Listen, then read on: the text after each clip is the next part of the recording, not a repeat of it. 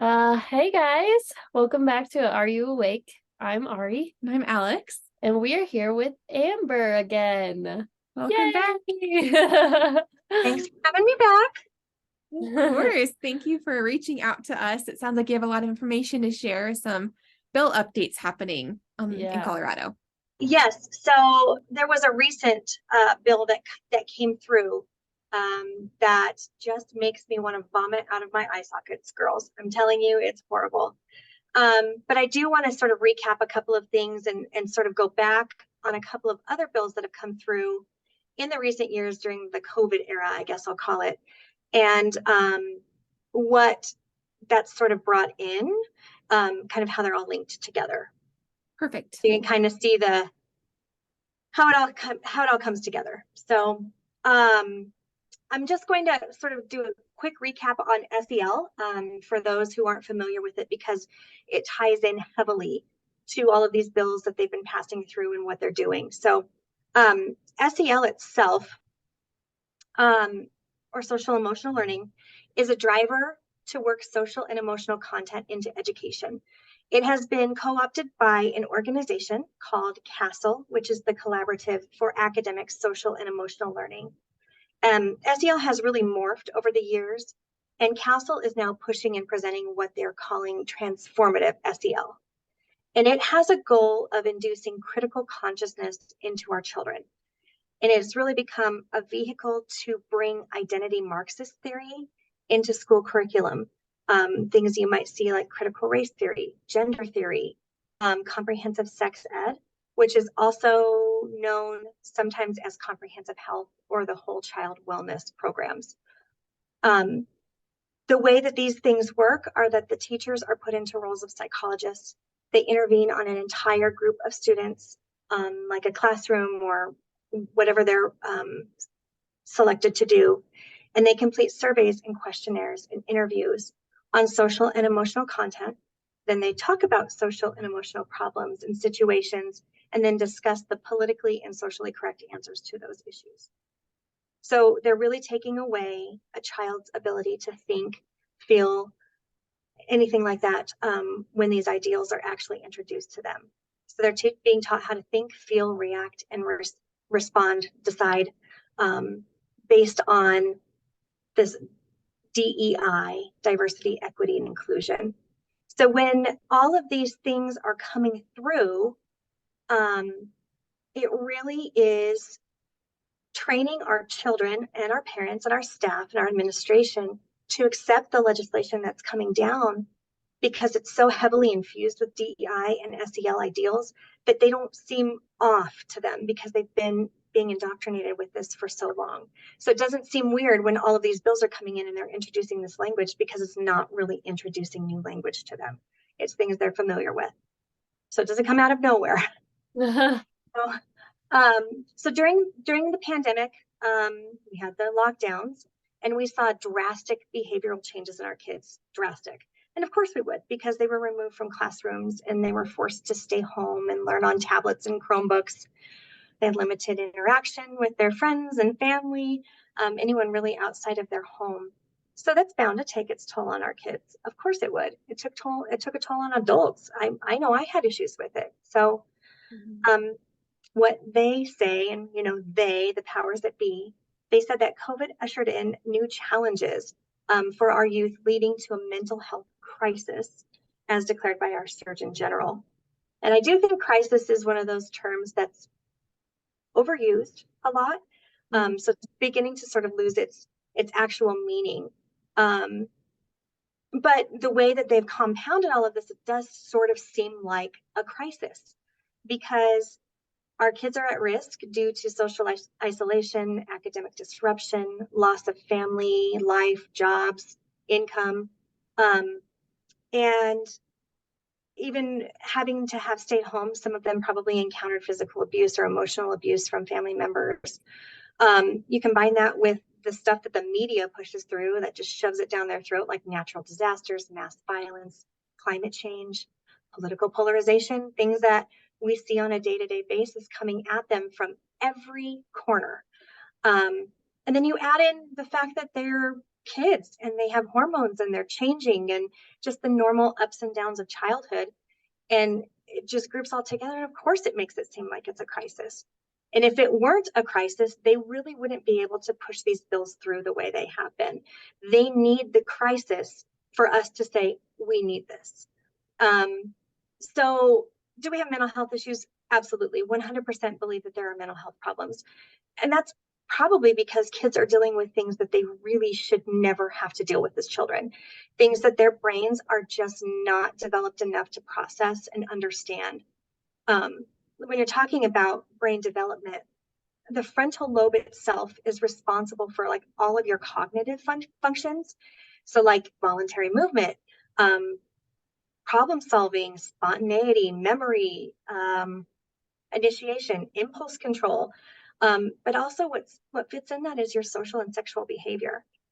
And your frontal lobe isn't even fully developed until at least 25 years old. Right. So we're throwing all of this stuff at kids, and it really is quite literally things that their brain cannot process. Yeah. So then you also kind of think about, well, how do they even know what's really bothering our kids? How do they know what bills to even try and get pushed through? Well, they have something called a youth risk behavioral surveillance system. Yes, youth risk behavioral surveillance system. What is that? Good question. It's a series of surveys that have been conducted by the CDC, and they give them to 9th through 12th graders to track their behavior that they believe can lead to poor health, and now they call it risky behaviors. This is not new. It's been going on since 1991. I do believe the surveys, as I've kind of gone back and looked at them, they're definitely more invasive. They're definitely more personal than they've ever been. And they've even started implementing them in some middle schools. So it's going to the younger kids as well.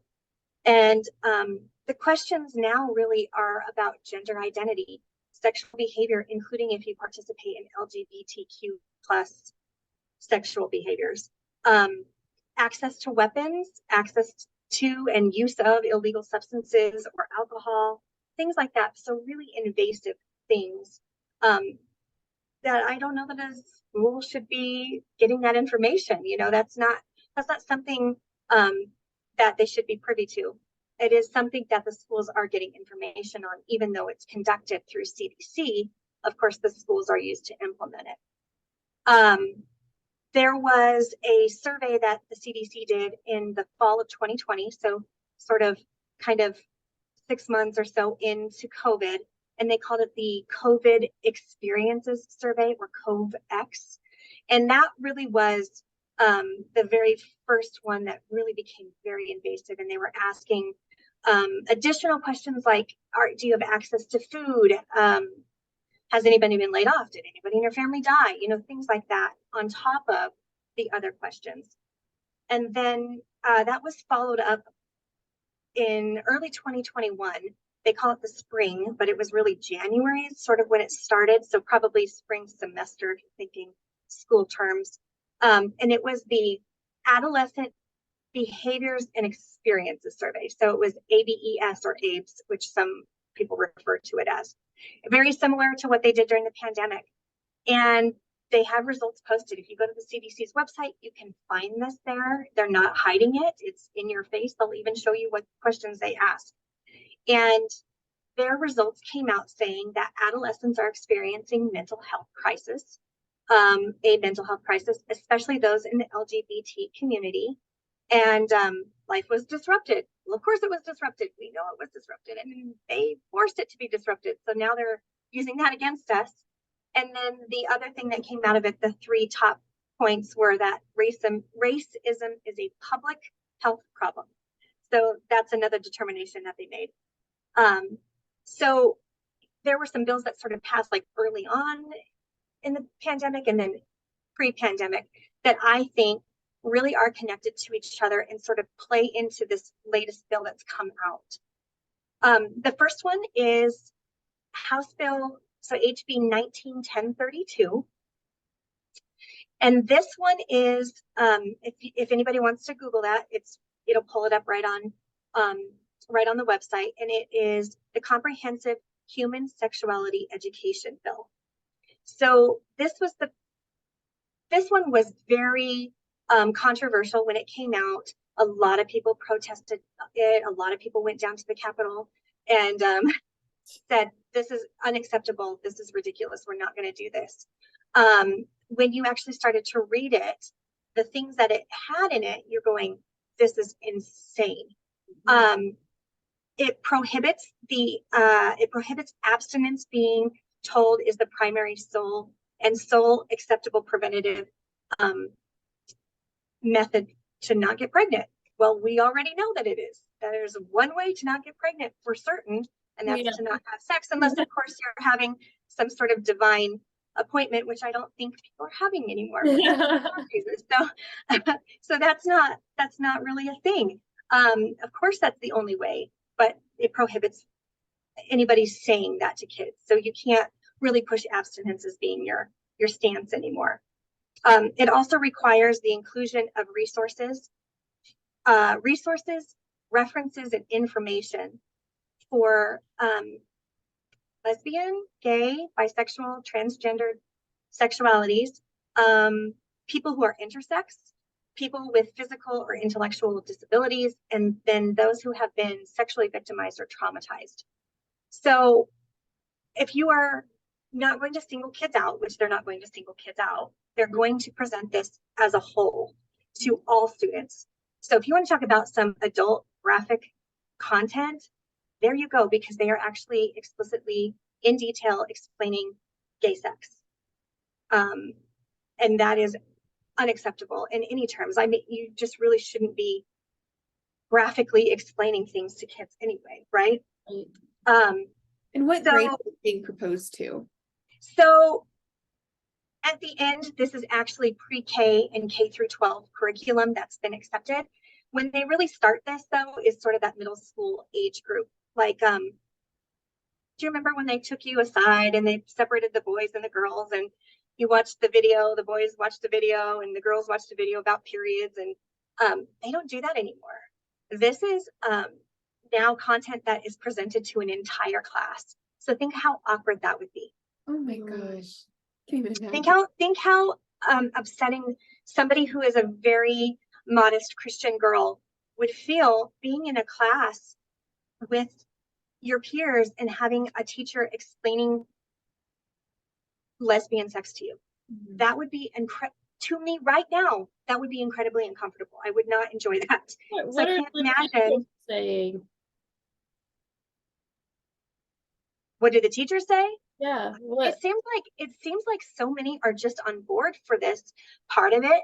The SEL that's been pushed through for so long talks about diversity, equity, and inclusion. And when you start excluding groups, they're saying these groups have been excluded. We have to include them in our curriculum so that they understand what, that it's not just heterosexual sex. We can't do that because that's not being inclusive. So the teachers who really are pushing this inclusivity driver, they want this sort of curriculum because they don't want to exclude the kids that fall into that LGBTQ plus community. Yeah, well, so even with heterosexual couples, like even teachers explaining how things go, is very uncomfortable. Even be a thing, to be honest. Like it should be between like parents and children, and like absolutely. And not a teacher and children, because I mean anything past that is weird and uncomfortable and could be considered grooming. I agree that it's considered grooming, and in fact that's one of the things I talk about in here is this is what a groomer does. This is how groomers get their victims, is they expose them to sexually explicit material, and that is 100% what they're doing. There are even some schools that show like graphic movies that you would have to consider it to be pornography. There's no other way around it. So they're showing our kids these things, and we're expecting their brains to understand it, and they can't. They're not meant to. Another thing that they do in this is that if they provide any kind of instruction on pregnancy outcomes and the options thereof, they must include all options, and that does include abortion. So they have to explain and show where access is to those.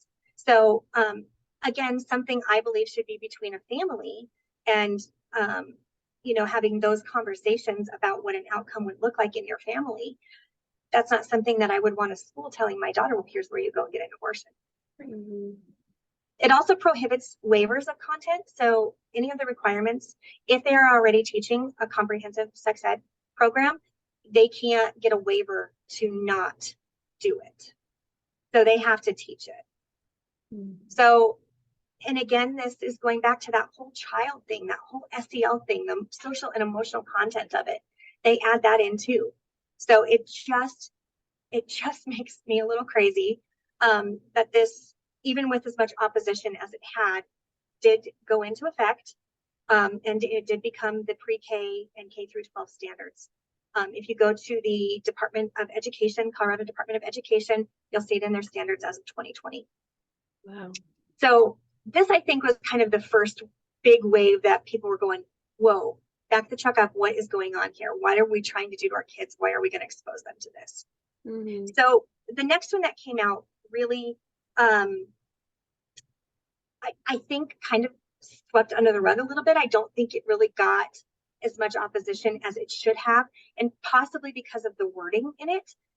They're very good with the words, very good at how they put bills out there. Of course, if you actually read through them, they're pretty poorly written, but the verbiage itself makes it always kind of seem like it's okay. And this one is House Bill 191129. And this one is the one that prohibits conversion therapy for a minor. And so when you think about it, and the way that they word it initially is that the conversion therapy ban restricts efforts by counselors to change a minor's sexual orientation or gender identity. So when you're first reading that, you're kind of going, well, I don't want them to change my child's gender or their identity. But that's actually not what it's saying. It is saying that if a patient identifies as a gender opposite of their birth sex, any effort to help them accept their body, accept themselves as their birth sex, even if that's what the patient is going in to do, even if they say, hey, look, this is where I'm at, I want help so that I'm comfortable in my own body and I'm not feeling this way, that's their goal. It doesn't matter. They cannot do it because it's considered conversion therapy. The only thing that a therapist or counselor can do is affirm your child. That's it. So now you have these two things kind of coming together, and you have to look at it and say, okay, I'm going to compound these, because now we're introducing all of this information to our kids. Their brains are going crazy because they just can't handle all this. They maybe get to a situation where they think they are a different gender. They go in for some assistance, and all that the counselor can do is affirm that, yes, they are the opposite of what they were born into. Wow. So, it's just those kind of weird little things that have come through that I don't think people really connected the dots on them. There is another one, which is the HB 21-1258. This one came out, of course, in the height of COVID. So it was really in April of 2021. So really, a year after COVID sort of happened, and we're still in the middle of it. And this is the Rapid Mental Health Response for Colorado Youth. So it was a very bipartisan bill. It had support from both sides. And I guess I sort of understand what they were trying to accomplish with it, because there were a lot of things going on with our kids that they did probably feel like they needed some additional mental health care, counseling, that sort of thing. But this sort of opened the door for the new bill that came out that I think is wildly inappropriate. And this one was to create a temporary program to minors to allow them up to 3 free mental health sessions with a professional.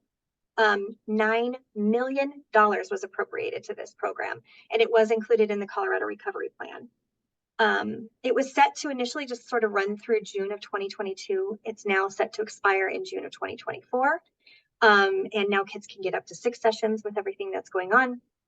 And it required like an access portal to be created. And that access portal is called iMatter.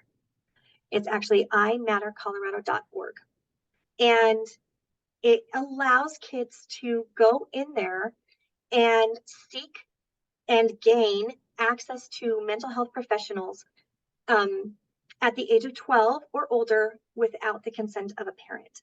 Now, of course, you know me, I had to go in and do it for myself because that's just what I do. And so I pretended to be, I think I said I was 13, and I went through the entire survey until it got to the point of asking for mental health, do you want to be connected?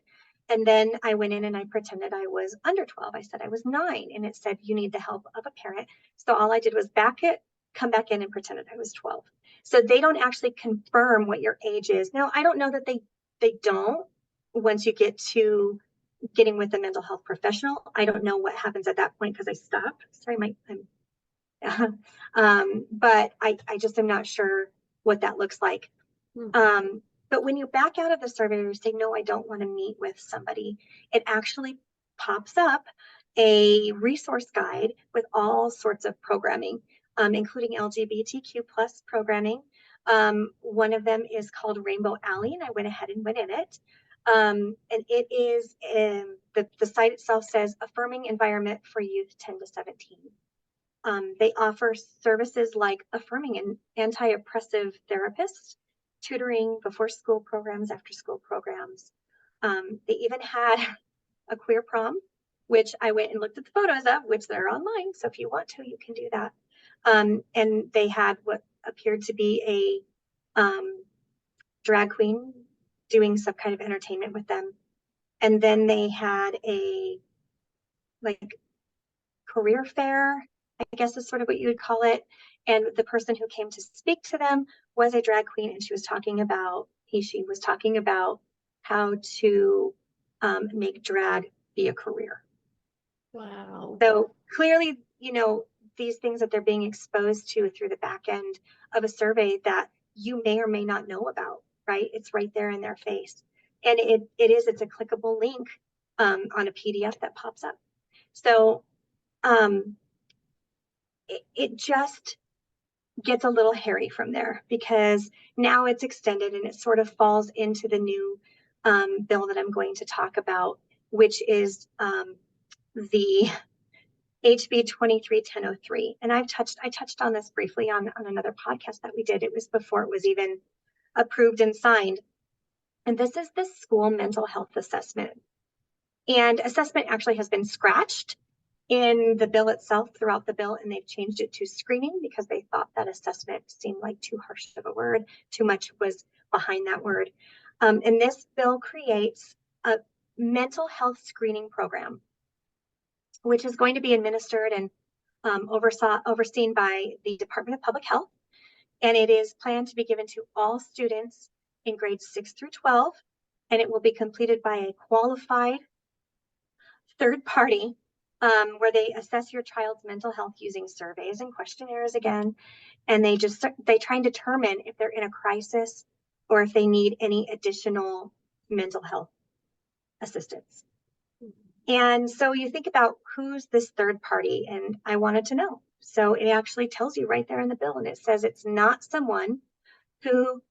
has to be someone who does not provide direct mental health services, has the infrastructure and ability to operate statewide, has the ability to collect and report data, and has experience delivering and managing a statewide mental health screening program. They also must be trauma informed. So it's someone who is not a mental health professional, someone who is not licensed or able to act in this manner, and they're completing these assessments or screenings, outside of a therapeutic environment, and they're making determinations on your children. If they need additional care, if they're in crisis, they need intervention, if they're being abused, if they're essentially going to turn this over to the state. These are things that someone who's not in that sort of training just should not be doing. One, if they're performing this outside of a mental health environment, it actually is illegal. They should actually be going to prison for it. It's not legal for them to practice this outside of that type of a facility and without a license. So, the main issues, though, that even come out of that, if that doesn't even sound like the worst thing, is that parents can opt their kids out, but if your child is 12 or older, they can opt themselves back in. It doesn't matter what the parents think. Wow. The bill requires that there is some notification given to the parents only under very specific situations, and that would be if they're suicidal, if they're practicing or planning to practice self-harm, planning to harm somebody else, or if they really believe that there is an immediate intervention that is needed. Otherwise, the child would have to give consent for this information to be given to the parents. So it's encouraging your children to keep secrets. It's encouraging them to believe that the parents are the bad guys in the situation and that they're not safe. So you have to keep the information from them. And that is a groomer. Any way you slice or dice that is grooming. It is. It's disgusting because you're saying, "Ooh, it's our secret. Don't tell your mom and dad. It's our secret." Yeah. And that is just ugly in itself. So you're doing this to sixth graders. I mean, there's some sixth graders who are 11. I was 11 in sixth grade. Yeah. So that happens. There's sometimes the young ones, and you just think about what that really looks like in them grooming your child. It also is encouraging them to rely on their school for their well-being, that the parents and families are not who are going to provide for them. Right. And I think the scariest piece of this is that it really is trying to push the age of consent to become 12. Yep. And that is gross. It's also allowing those kids to really feel like they're empowered to make grown-up decisions that they're not able to make. Right. And additionally, it goes against the really even hit puberty at that point. no, I mean, some have and some haven't. Probably, Right. you know, that's kind of that age mix, you know, that you can have some kids who are starting to develop, or some that have already, and some who are like, I don't know, maybe I'll go through puberty at some point in my life. So Right. you just don't know. It's just a very uneasy age for kids anyway. It's just such a time of transition, and Yeah. you And know, slippery slope because you're assuming the kids are being honest. I mean, if you had a fight with your mom or dad that morning, it's going to alter how you're going to respond to the test. So making something out of nothing potentially, it's opening up a can of worms, my personal opinion. It is, and it's actually, this goes against the Federal Family Education Rights and Privacy Act. So that says that you cannot disclose information to a school without written consent from a parent unless a student has reached the age of majority. Right. So there is just no reason that they should be keeping this information. Yeah. So I think about this, and I am legally and financially responsible for my child, whatever she goes and does. If she vandalizes something, I'm legally and financially responsible for that. I'm indebted for her behavior. So if she goes and gets her free, decides she's going to go get her free sessions, and then they refer her further on, I'm responsible for anything that's incurred. So, you know, but I can't know about it. I can't know what's going on with her. That just seems so backward to me. And Polis did sign this. He signed this on June 5th. Oh, so this is happening. This is happening. And I don't know if it'll happen as early as this school year. It very well might, because there's already a program in place. So this is sort of piggybacking on that, the one that came out during the height of COVID. So this is sort of just piggybacking on that. It's still the iMatter program. It's still all of those things. So, you know, they're going to take the information that they do in surveys, and they're going to refer them to this iMatter program. No matter how I answered those questions, they told me I needed mental health.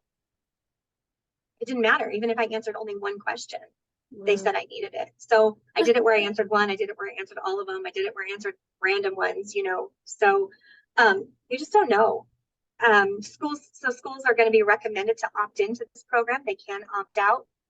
They have to let parents know within 2 weeks of school starting if they are going to participate in the program. And I think about even that, how they notify parents. These school districts are crazy. Sometimes they'll send an email, and sometimes it'll be like a newsletter, and then sometimes it'll be like a note. So they're not even consistent with how they do that. Right. And you're so right, Alex, about the slippery slope, because it just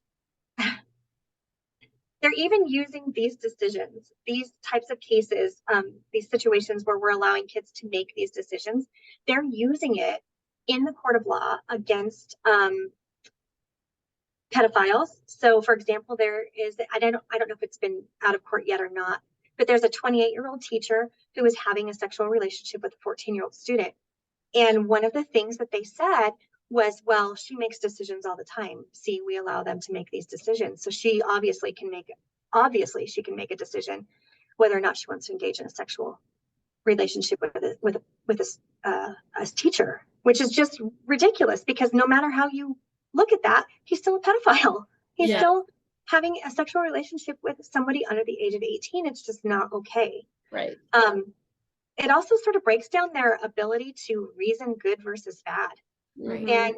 And that allows in predatory behavior, whether it's a pedophile or a groomer or an abuser, whatever that looks like.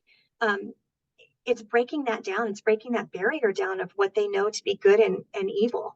And I think it's exposing them to information and situations outside of their brain capacity. And it's just, that is going to continue to lead to a crisis. And then we're just going to keep putting these bills through. Yeah. So the bills that you talked about at the beginning, where are those at in the process? Are those? Oh, they're done. These are all passed, done, signed, sealed, delivered. They're all in place.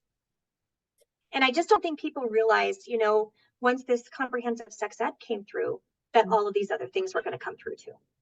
Right. Yeah. Well, I mean, it's like with anything that has happened in the past like 10 years, it's just been like a slippery slope of it's just getting worse and worse and worse. And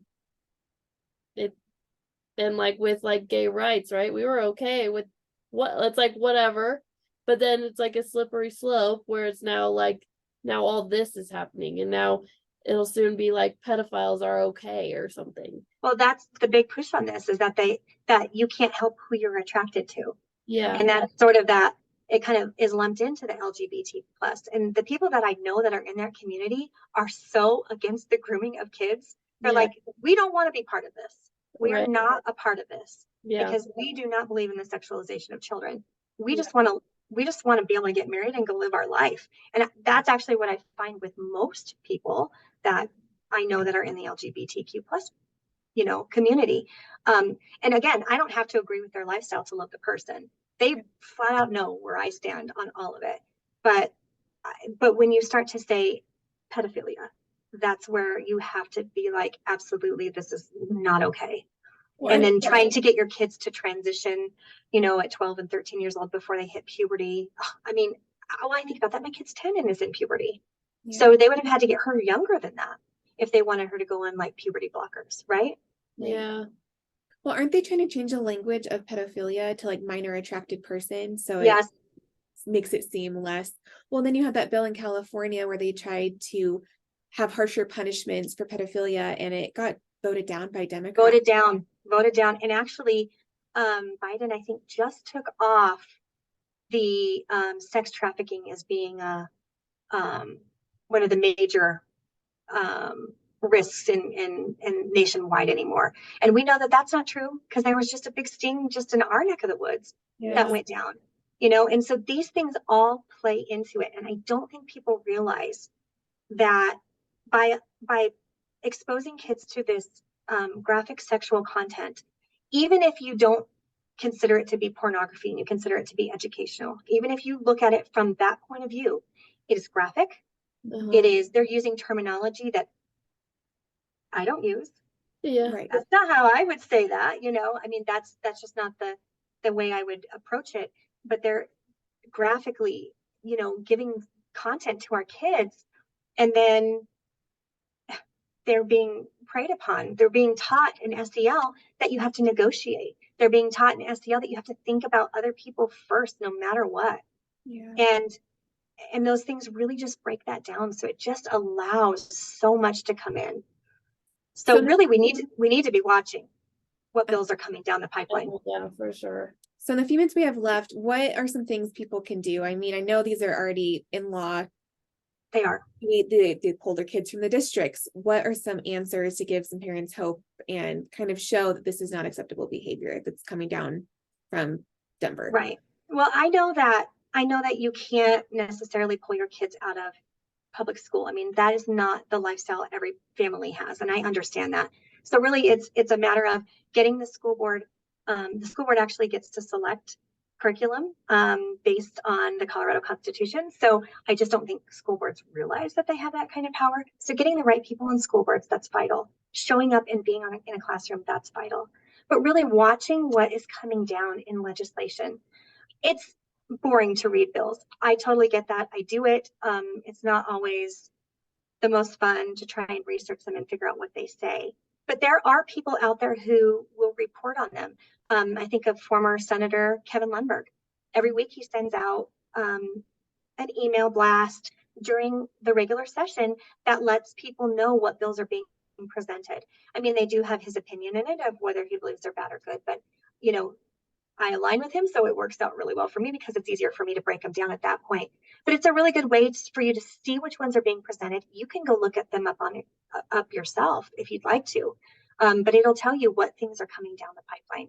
You do have the ability to go down there and you can give a testimony. You can actually go down there and speak for or against any of the legislation that's being presented. One of the good things that came out of COVID is that you don't have to be present to do it. You can do it on the phone or through Zoom now. So because sometimes they'll say it's after regular session. Well, that varies. It's a variable time. You never know when that will be. And so there's a lot of waiting around when you go down there. But when you can do it from the comfort of your home or your office, it sure makes it a lot easier. And they have to hear you. If you're on it, if you're on the waiting list, if you're on the schedule to do it, they have to hear from you. Okay, very good. Well, thank you so much for sharing all that. Yeah, you're welcome. Yeah, We appreciate you. yeah. I definitely encourage you to go look up some of these things and kind of see how they've been played into the school district that your kids are in, if you're out there listening. Absolutely. When you're out there listening. Yeah, Yes. for sure. Yeah, definitely. And get involved. Mhm. Much as Absolutely. Get involved. Show up. Be so present at your child's school that they think you belong on the payroll. yeah, that's great. Words of wisdom. Yes. Well, thank you so much. We'll talk to Thank you you. soon.